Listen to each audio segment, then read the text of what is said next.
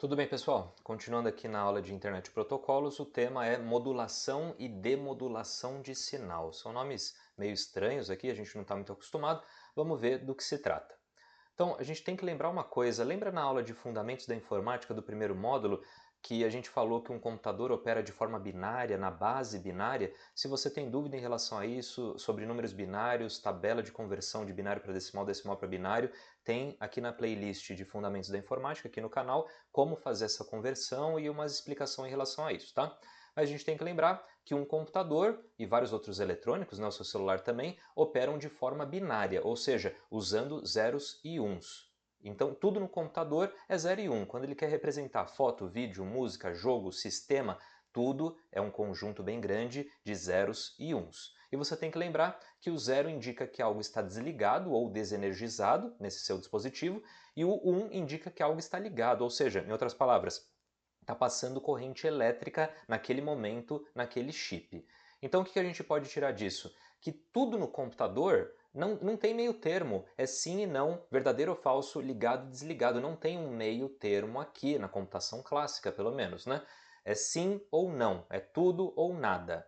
E com isso a gente consegue falar que um computador funciona de forma digital. Trabalhar digitalmente significa operar com zeros e uns, tudo bem?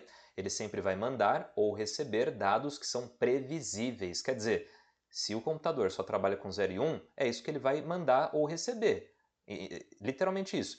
Ele só vai mandar zeros e uns e ele sempre vai esperar receber zeros e uns. Tudo bem.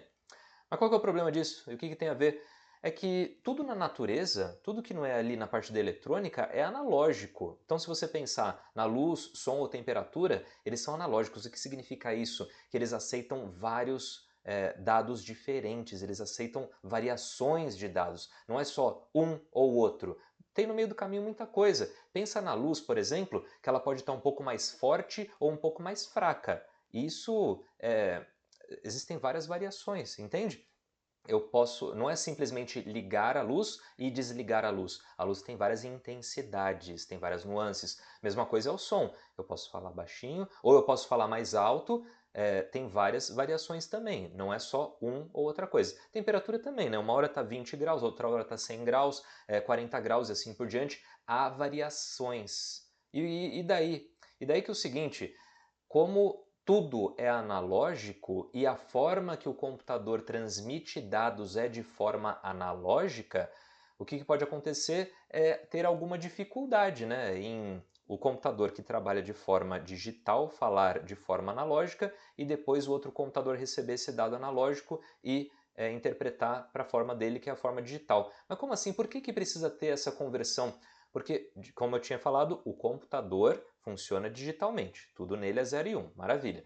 Só que quando o computador quer se comunicar com outro dispositivo, ele faz isso mandando por um meio, certo? Por um caminho. A gente pode usar um cabo, ou seja, usando corrente elétrica aqui para transmitir esses dados. Se o cabo for de cobre, por exemplo, aquele cabo par trançado ou cabo coaxial, tem fio ou fios de cobre, dependendo do cabo, que passam um dado de um ponto ao outro com corrente elétrica. E a corrente elétrica aceita muitas variações, né? Não existe só 1 volt e 0 volt, ou 1 ampere ou 0 amperes. É uma variação muito grande, tá bom? Isso é o que a gente chama aqui de analógico.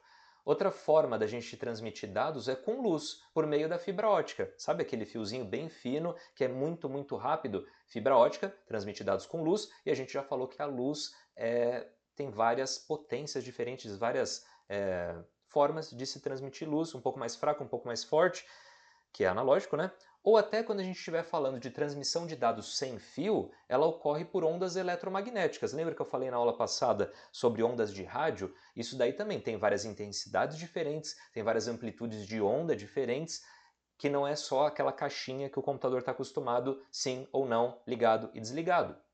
A grande questão aqui é como que eu vou fazer para o computador, que é digital, transmitir dados analogicamente. Como é que é isso? Por um processo que chama modulação e demodulação. Então o título desse vídeo é exatamente esse processo de conversão de um sinal que é digital e passa a ser analógico e o contrário, um sinal analógico e passa a ser digital. Só que repara uma coisa, muito cuidado Muita atenção, porque geralmente erram isso quando a gente vai ter avaliação. Modular o sinal é só uma coisa, é só um processo, que é esse aqui da esquerda. Modular significa transformar o sinal que está digital, ou seja, aquele do computador, para um sinal analógico, tá bom?